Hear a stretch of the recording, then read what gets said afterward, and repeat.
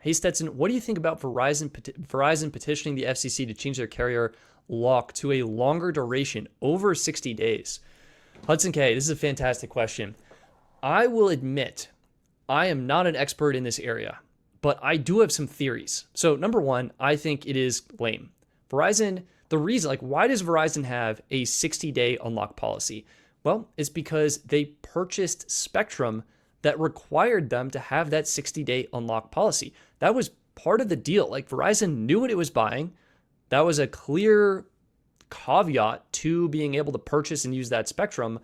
I think they should have to uphold that part of the bargain. Like, how come Verizon would be able to purchase something and then alter the purchase conditions many years later? Like, that doesn't seem right. Does it seem right to you?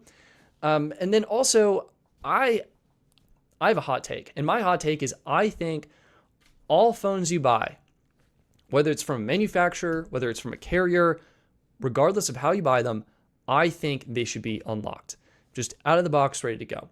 And a lot of people will be like, well, wait a minute, won't that kill the trade-in deals, right? Like, how come, like, how would Boost be able to offer this $1,000 promo if the device is unlocked? Well, you have to ask yourself, how are these promos being implemented? The way it works is instead of giving you $1,000 off up front, Boost just requires you to finance the phone over 36 months, and then they give you credit for each financed payment month to month. So if you were to do the deal and then switch quickly thinking you just got $1,000 off and then you could sell it or whatever, no, that's not the case. You would actually owe the remaining full balance due on the phone. So Boost would still get the money for the device anyway. It's as if you paid full price up front for it. So I think phones should just come unlocked. That's my hot take.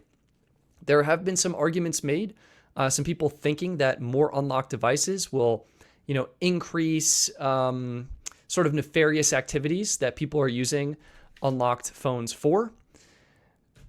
There's already so many unlocked phones. I don't think having carriers unlock the new ones is going to make a difference.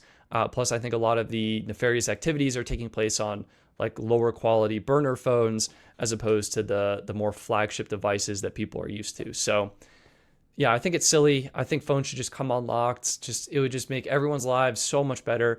And I mean, imagine it. Postpaid Verizon customer, you have an unlocked phone. It would actually increase revenue. I think, this is my theory, I think it has the opportunity to increase revenue for all carriers because all of a sudden, instead of having one device that you can only use on Boost or one device that you can only use on Verizon, if it came unlocked, all of a sudden you'd be able to use it on AT&T, grab a second line of service, or maybe you just, boom, you go Verizon for your primary and you're like, yo, I want some AT&T coverage. You go to US Mobile and you add a line of their unlimited ultimate or unlimited premium plan or their $25 unlimited starter plan, right? Like, I think it opens up so many more opportunities than it closes off. And I still think the carriers can provide those financing deals, even if the phones come unlocked. That's my hot take. Maybe I'm mistaken. Maybe I'm totally wrong.